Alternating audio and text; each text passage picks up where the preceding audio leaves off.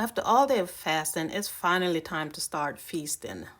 Every time you turn it on, they got somebody in there talking about lose weight, get healthy, get in shape. Get everybody looking all anorexic, talking about that's healthy. I know what healthy is. And tell you something else. I don't know why everybody trying to lose weight in the first place. Ain't everybody supposed to be the same size. We're supposed to be all different. Big, small, medium, midget. You're supposed to have all of that. I don't know what it is. Everybody want to be the same size. Like that Oprah Winfrey. She gonna lose her weight. Wasn't nothing wrong with her. She was fine. Oprah was a fox. She lose all that weight. Her head look all big, skin hanging all over. When we break a fast, most people love to enjoy all those delicious food that they were missing out on while they were fasting. But don't do it. And here's why. Stay tuned.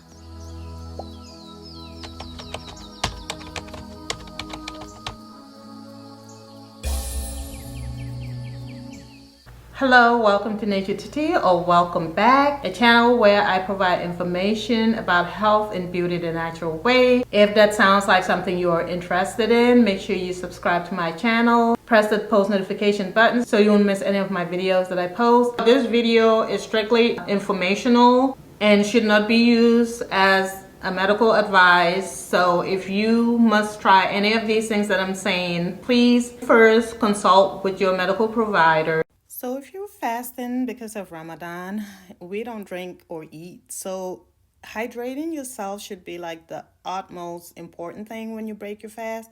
You know, if you don't like regular water, try putting cucumbers or lemon in your water. And I like to add chia seed in my water. For one, they're very filling, and then it has good vitamins and omega-3 fatty acids. Also, another thing to break your fast with initially is something hot, like either warm soup or tea.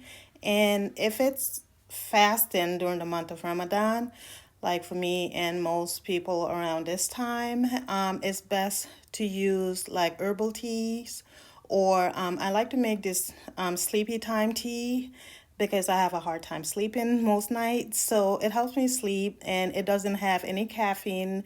It's not a diuretic, so it, doesn't keep me up, using the bathroom. I don't have to worry about that. So this is one of the ways that I like to, break my fast in the morning, and it's going to be one of the ways during Ramadan as well. And you can pick any tea of your choice. Just avoid tea with caffeine, as most people like to sleep at night. So another thing that you should consider is like doing smoothies as well. So anything that's light, because your stomach have been resting and fasting for so many hours, and it's very sensitive to food. So you have to be very careful on what you initially eat when you break your fast. Now, for people who are fasting because they want to improve their health, they normally eat healthy stuff when they break their fast. But for the rest of us, we really have to be careful about the kinds of food that we eat, like carbs, like processed food, and other things that are not good for us. Here's one main food that we should really consider: complex carbs. Simple carbs like the starchy bread, the pasta, the rice. All it does is spike up your glucose level. And remember, too much glucose can lead to insulin resistance, which can lead to diabetes, pancreatic cancer, which can lead to liver damage, a whole bunch of stuff. So try to eat complex carbs. Carbs with fiber, like, brown rice with beans or quinoa, pratt wheat, using cauliflower to substitute for rice. There's also African whole grain foods like findi, African couscous. Another thing that you should consider breaking your fast with, or eating after you break your fast, is things that are high in omega-3 fatty acids. This includes healthy fish like salmon, sardines, also nuts and seeds, avocados, and olive oil. Also include things that are high in vitamins C, D, E, and zinc. Now, there's plenty of fruits and vegetables to get our vitamin C's from, but when it comes to zinc, some people like to go for meat, but try to avoid meat, especially when you're breaking your fast late, because that takes a long time to digest. Another thing that you should consider breaking your fast with is herbs and spices, especially turmeric. I spoke so many times about turmeric in many of my videos. When you do follow me on TikTok too, you'll see I made plenty of recipes using turmeric. Also moringa, ginger, cinnamon, and holy basil. Try to incorporate these herbs and spices in your diet, especially when you are fasting. These are the things that you should stay away from if you are fasting when you break your fast. Please avoid these things. Vegetable or seed oils, okay, like canola oil, vegetable oils, corn oil, all these are highly processed products.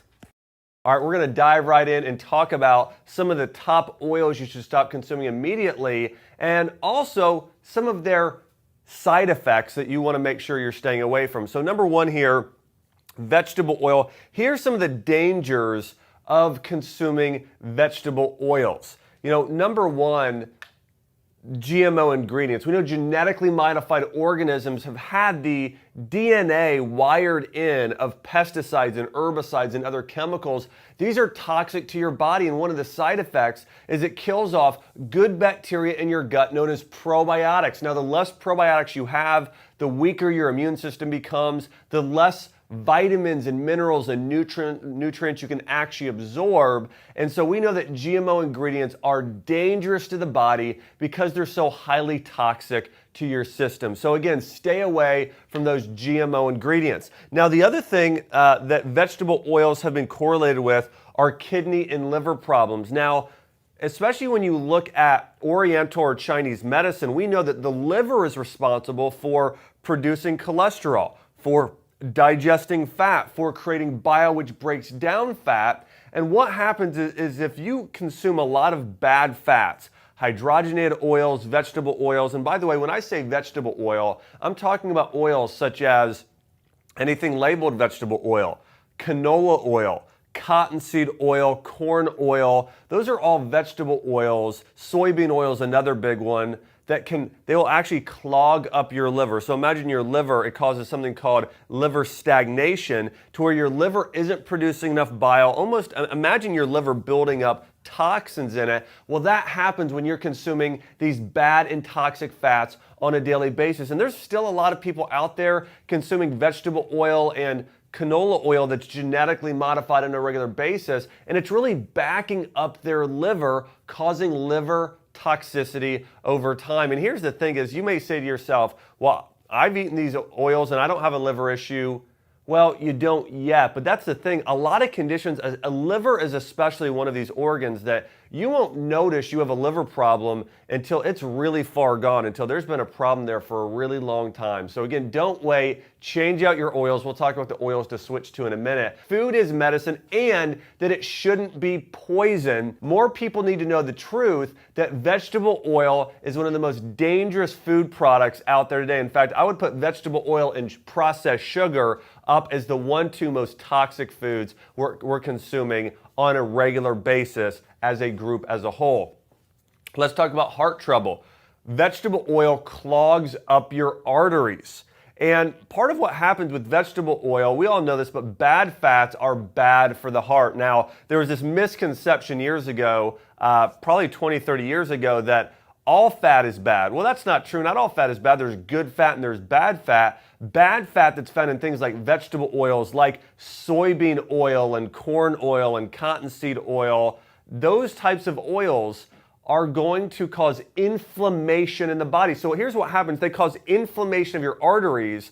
So then cholesterol builds up in your arteries. One of the greatest things you can ever do for your body is follow an anti-inflammatory diet. So an anti-inflammatory diet is going to be full of fruits and vegetables. It's going to be full of omega-3 fats. That's what an anti-inflammatory diet is. An inflammatory diet is full of sugar and vegetable oils or hydrogenated oils. And if you can get off hydrogenated oil, start consuming more omega-3s, that's one of the fastest things that can start to reverse heart disease immediately. Let's talk about a few other here dangerous side effects if you or someone you love is consuming hydrogenated oils on a regular basis.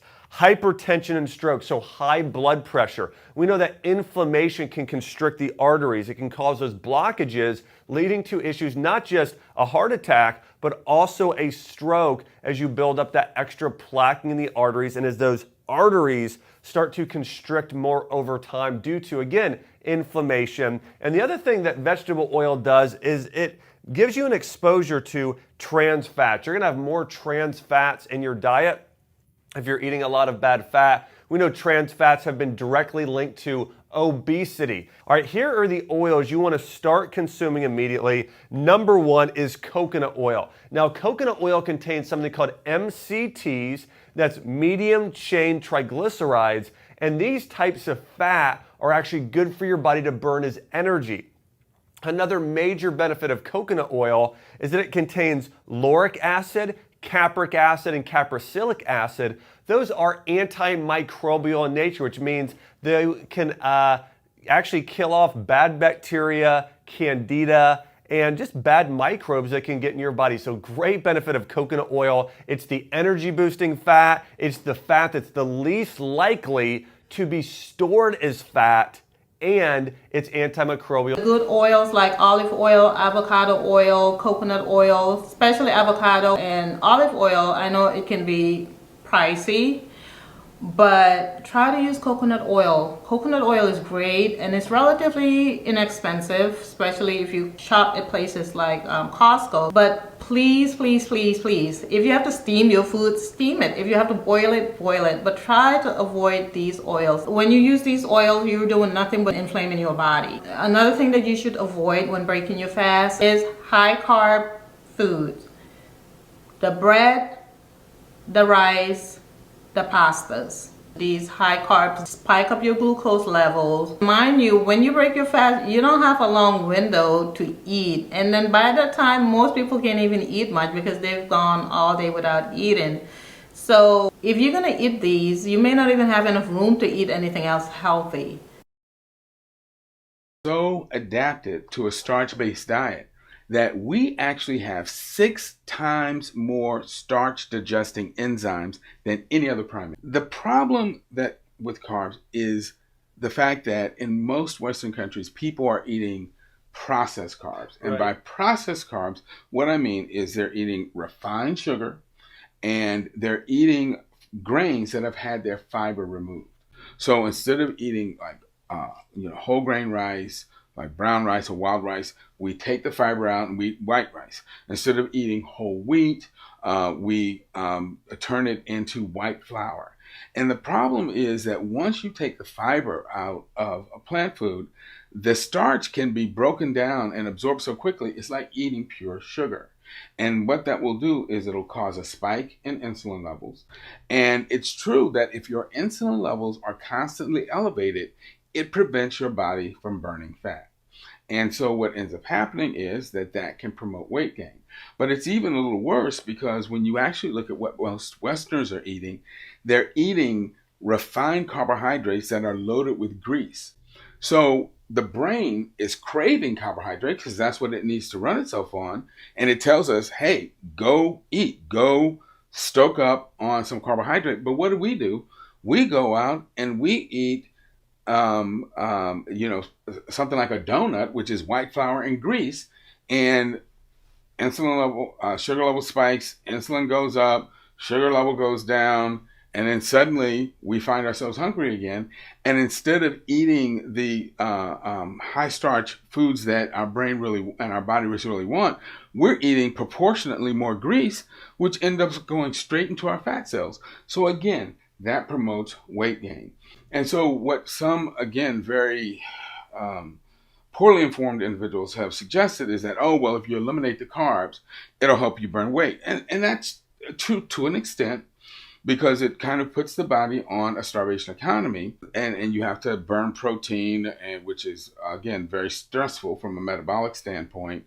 And studies have shown over time that low-carb diets are associated with higher risk for chronic disease, poorer performance on tests of mental function, which makes sense because you're not giving the brain what it needs. And it also is associated with a greater risk of all-cause mortality. When patients ask me about these low-carb diets, I'm like, okay, yeah, maybe you'll lose some weight, but what's the point of leaving a thin corpse? It's much better to eat whole plant foods. And that's why this term has come into use, whole food plant-based diet. Because what it's telling you is that you can eat donuts, potato chips, Coca-Cola, and be plant-based. Right. But it's a horrible and unhealthy way to be plant-based. You need to be eating whole plant foods because those plant foods have fiber in them. And it turns out that the absorption, that when carbohydrates are surrounded by fiber, they're in a sense protected. And that actually modulates the absorption of the carbohydrate, prevents your blood sugar levels from spiking too high, but it also prevents them from falling rapidly. And so it keeps your blood sugar level in a more stable range.